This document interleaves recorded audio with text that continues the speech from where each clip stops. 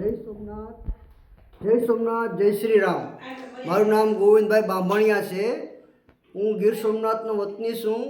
એક ભારતીય જનતા પાર્ટીનો કાર્યકર્તા પણ છું અને એક સામાજિક કાર્યકર્તા પણ છું।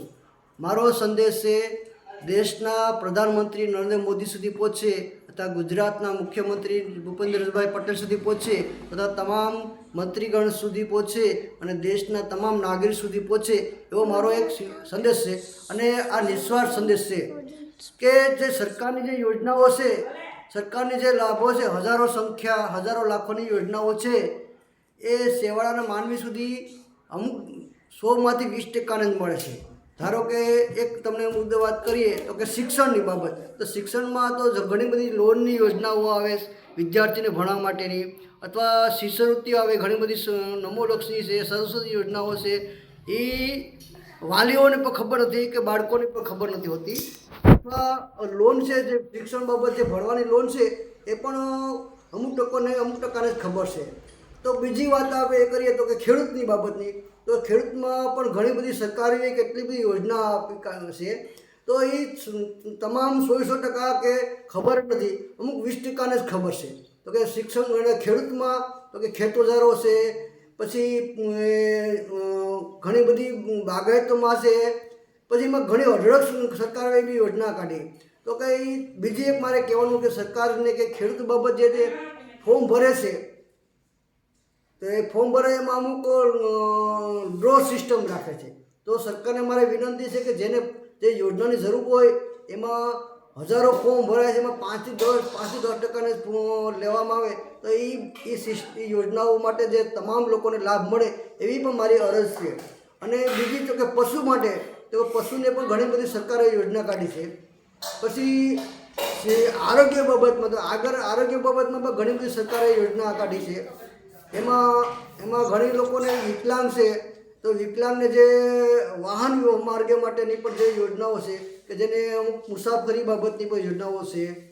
પછી આરોગ્યની બાબત છે તો આરોગ્યમાં પછી વિધવા સહાય, વૃદ્ધ પેન્શન, પછી એવી મજૂરોના માટેની છે, કામદાર માટેની પણ યોજનાઓ છે। એવી અઢળક યોજનાઓ સરકારે કાઢી છે, પણ જે સેવાળાના માનવી સુધી, ગરીબ સુધી છે એ મળતી નથી। કારણ કે તેને વંચિત છે, તેને ખબર નથી પડતી, આ યોજના વિશે શું છે ખબર નથી।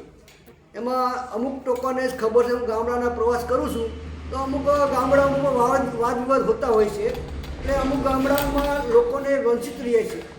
100માંથી 20%ને જ ખબર છે, એને અમુક બધા ભણેલા હોતા નથી, અભણ હોય છે। એટલે સેવાળાના માનવી સુધી, ગરીબ સુધી, આમ જનતા સુધી યોજનાઓ સરકારની જે હેતુ છે, સરકારની સરકારની જે ઈચ્છાઓ છે કે સેવાળાના માનવી સુધી જે યોજનાઓનો લાભ મળે, હજારો યોજનાઓ છે, લોન છે, એ બેંકોની જે છે યોજનાઓ છે એ મળવી જોઈએ। પણ એ મળવી જોઈએ, પણ સરકારની હેતુ સારો છે, પણ એનું કારણ શું તો કે સેવાળા માનવી છે ખબર જ નથી કે ક્યાં ફોર્મ ભરવું, કઈ જગ્યાએ, કઈ સરકારી કચેરીમાં જવું, તો કે કઈ બેંકમાં ફોર્મ ભરવું, બેંકની બાબતે કઈ જગ્યાએ લોન ભરવું, લોનની નોલેજ જ નથી। બીજું આ યોજના વિશે સંપૂર્ણ માહિતી જ નથી, ડોક્યુમેન્ટ કેમ જમા કરવા, તો કે સેવાળા માનવીને કોઈ આ નોલેજ આપવા કોઈ નથી જ। અમુક વાદ વિવાદની કારણે પણ વંચિત રહે છે। અમુક સ્થાનિક કર્મચારીઓ પૂરી માહિતી પણ નથી આપતા।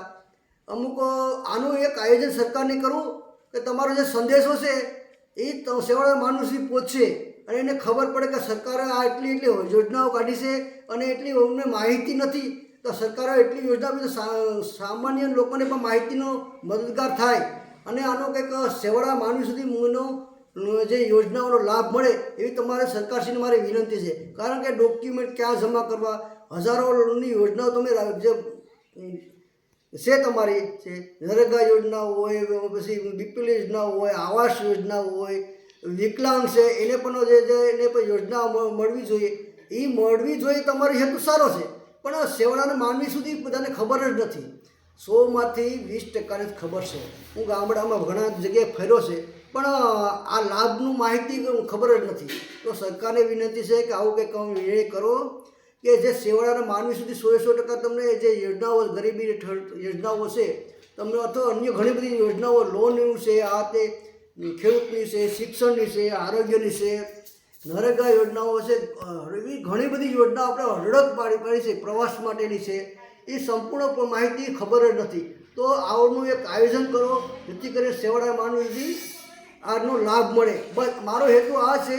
અને સરકારને પણ સારો સંદેશો મળે અને સરકારની જે યોજનાઓ છે પૂરા સમગ્ર ભારતની અંદર, ગુજરાતની અંદર પણ લાભ મળે એવી તમારી પાસે યાચના છે, વિનંતી છે. અને આ મારો સંદેશ દેશના પ્રધાનમંત્રી સુધી પહોંચે, મુખ્યમંત્રી સુધી પહોંચે, ગુજરાતના તમામ લોકો સુધી પહોંચે અને જેથી કરીને આનો હેતુ જે મારો હેતુ છે સરકારના સુધી પહોંચે અને સરકારને જાણ કરવા માગું છું. કારણ કે હું સોશિયલ મીડિયાથી હું આપણે જાણ કરવા માગું, બાકી તમારી રીતે ગાંધીનગર આવવામાં વારંવાર આવી શકો એમ નથી. એટલે આપને હું તમને સુધી હું જાણ કરવા માગું છું. મારો સંદેશ પ્રધાનમંત્રી સુધી પહોંચે, મુખ્યમંત્રી સુધી પહોંચે એ આપને એવી તમામ લોકોને વિનંતી છે. જય શ્રી રામ, જય સોમનાથ, ભારત માતા કી જય.